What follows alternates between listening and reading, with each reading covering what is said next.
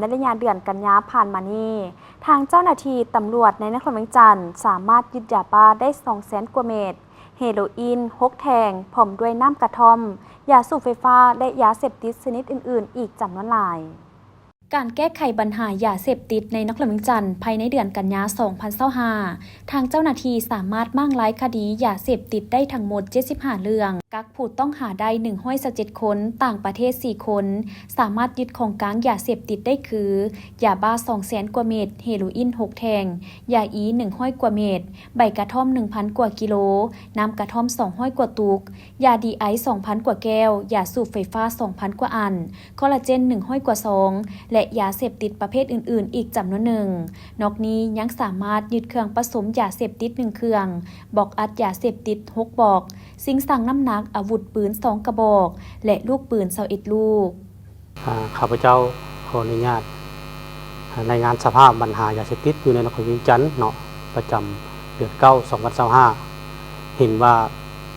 มีการเคลื่อนไหวลักลอบค้าขายและมั่วสุมเสพยาเสพติดเป็นวงกว้างซึ่งมันแสดงออกในการจับกลุ่มและดำเนินคดี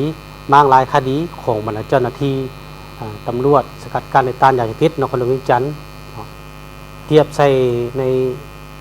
1 เดือนผ่านมาเห็นว่าลดลงอยู่31เรื่องเนาะเท่ากับ 29% ในระยะผ่านมาเนาะแผนกกฎการได้ควบคุมยาเสพติดของเขาก็ได้ปฏิบัติตามทิศชี้นำของคันเทิงคือการจัดตั้งวาระแห่งชาติว่าด้วยการแก้ไขปัญหายาเสพติดนี้เนาะถือว่าแผนกของเขานี้เนาะอันที่1ก็มาในลุมสมทบกับบรรดาปกส.เมืองปกส.กลุ่มและบ้านที่อยู่เรียบตามแม่น้ำโขงแต่เมืองปักงืมฮอดเมืองสังทองโดยเฮ็ดรูปการเรียกงานโฆษณามาตรการทางด้านกฎหมายและภัยอันตรายผลหายของยาเสพติดสัดส่วนในทำหู้และก็อันที่2ก็เป็นพวกเขาก็ได้ลงชุกนิ้วเฮ็ดบันทึกร่วมกับบรรดาห้านอาหารบันเทิงคาราโอเกะนครเวียงจันทร์ให้มีส่วนร่วมในการสกัดกั้นแก้ไขปัญหายาเสพติดเนาะและอัน3พวกเขาก็ได้ลงติดตามกฎกาคุ้มครองการเคลื่อนย้ายการนำเข้าขนส่งสารเคมีของบรรดาบริษัทโรงงานและโครงการต่างๆทั่วนครเวียงจันทร์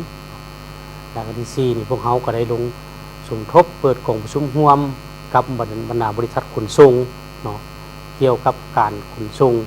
เป็นต้นแม่นเรียกร้องให้บรรดาบริษัทขนส่งช่วยสกัดกั้นเป็นต้นการนำเข้าเป็นต้นแม่นาใบกระท่อมบอกสิคอลลาเจนจะสูบไฟฟ้าและกาพืชที่ให้สารเสพติดเจ้านั้นก็เป็นต่อมาก็เป็นพวกเขาก็ได้ที่5นี่พวกเขาก็ได้ลงสมทบได้เฮ็ดบันทึกและเก็บกำข้อมูลกับบรรดาห้านขายเบียร์ไม้บ่ให้มีการจำหน่ายเป็นต้นเป็นเบียร์กระท่อมซาเนาะแต่พืชที่ให้สารทั้งต้น